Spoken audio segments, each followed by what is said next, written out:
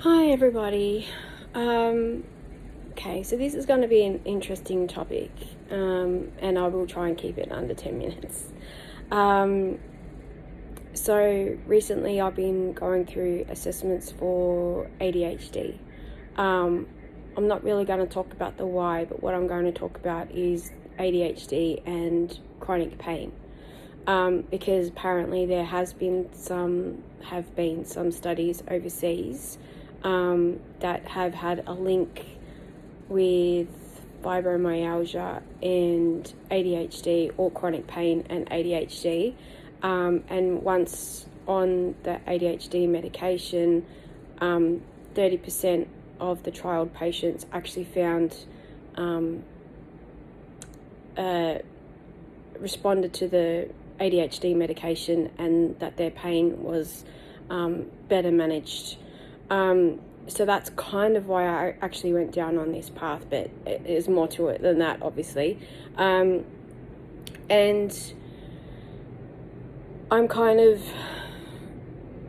I mean, I'm not seeking labels to seek a label and say, oh, this is all the things that are wrong with me. No. It's my brain and me, I don't fit in anywhere. And sometimes not even with my own family. Like, it just depends on the day. And they don't see that, but it's something that I feel.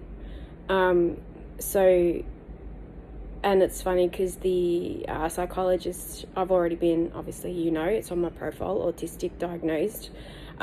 She called the combination autistic ADHD neurospicy. I kind of like that term, so I keep using it where I can. So chronic pain and ADHD, more so than being autistic, is like you're stuck in a body that can't or won't move, with a brain that's, I want to do this, I want to do that, I'm bouncing around. My brain is literally bouncing around.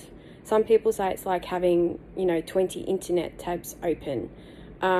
Yes, but I prefer the way to describe it is it's just bouncing. That's why if I'm in conversation, even during these videos, you've seen it. I mean, I'll change the topic because my brain has just gone on a different pathway to what I'm trying to focus and concentrate on. So, my legs are in pain, but my brain's like, we've got to do something, or I don't want to physically do anything, but my brain's like, come on, we got to do something. So it's very, very, very, very challenging. And I've recently been put on some pain medication due to the fibromyalgia diagnosis. Can't get medication for chronic fatigue, but you can get medication for fibromyalgia. Don't even get me started on that. Some people do think, some medical professionals think it's one and the same.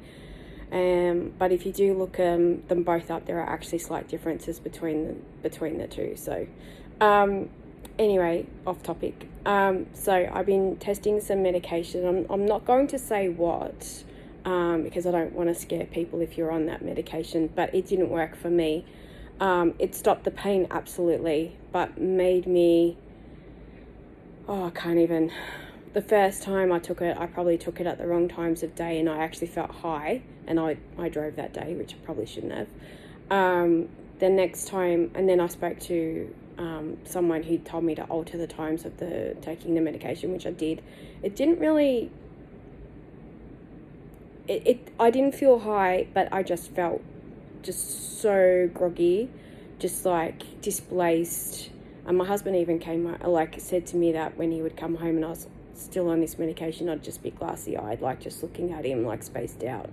And I was on the lowest dose possible. And I was taking it night and day on one of the higher doses, then changed to the lower dose, then just started taking it at night time. And I did not like the way that it felt, and my brain didn't like the way that it felt. And actually, this is the first time I've been wide awake during the day at this time of day for about 3 weeks. And I've been off that medication for about 4 days. So I actually took a couple of days to get out of my system. So I was waking up, then napping 2 hours later, then just, yeah, zombie. So I'm stuck to 2 other medications that I take at night time, and I'm definitely helping with the pain, but I'm definitely more alert and more awake, to the point that I was able to take the dog for a walk today. Which is my point with ADHD on its own, is my brother actually, he's been very receptive of a lot of this information that I've been sending him. Basically just said a simple expression, micro steps, you know. And he sent me an article which basically was a combination of someone being autistic and ADHD, and it's a paradox in the brain, which it is, and that is something that I can't explain. You have to be that to understand it. It's just, there's no explaining it.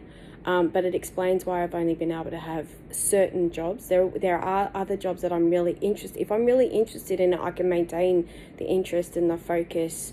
And like, I've had one job where I was there for like 4 years and even got promoted. So I can do it, but there are other jobs where I'll get bored, frustrated. I feel like no one's listening to me, and then it's like, I'm done, see ya.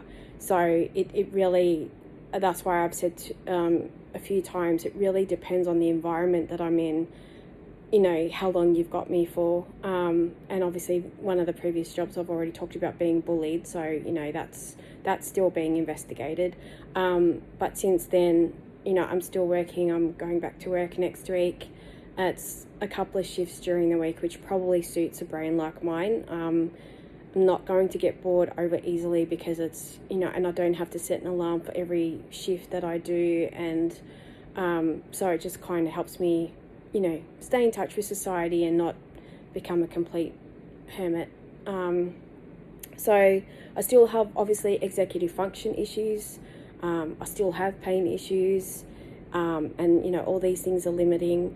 But, you know, it's just a matter of finding what works and finding someone that understands and working everything out to the best of your ability. And, you know, I didn't get diagnosed just for the sake of it. I got diagnosed, someone else said it actually on a Instagram thread the other day. It's if you're a zebra if you're trying to put a zebra amongst horses, the zebra is always going to feel out of place, because he's always going to look different. So he doesn't go searching for his family because he just wants to label himself. He goes searching for his family because he wants answers.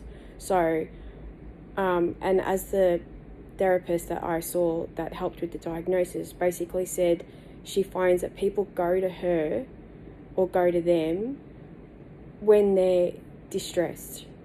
So if you're in a comforting environment, supportive environment, a community that, you know, doesn't have certain negative environments or toxicity or whatever you want to call it. Let's look at the Amish community, for example, because people keep referring to that because they don't get vaccinated. It's got nothing to do with it. It's got to do with the fact that they're welcoming of everybody that's in that community. And if they see that you're a bit eccentric, they'll find a way to include you, you know, because they work with their hands, you know, they work with animals. There's a lot of, you know, therapeutic things that they do outside. So they're not really going to notice that they're too different. Whereas if you put us in the society that we're in today, if I wear sunglasses at work, I'm going to stand out. And I have done that. And I have stood out. And it's, you know, it's that.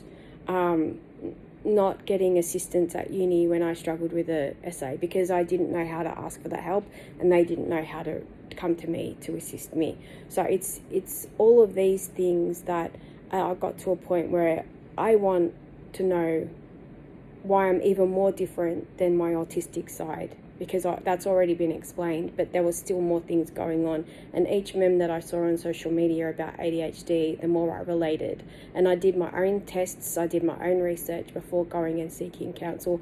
And then, as I said, I read the research paper on chronic pain and ADHD, which kind of was the thing that helped me get the diagnosis, because before that I tried to go and seek help and diagnosis and no one wanted to touch me.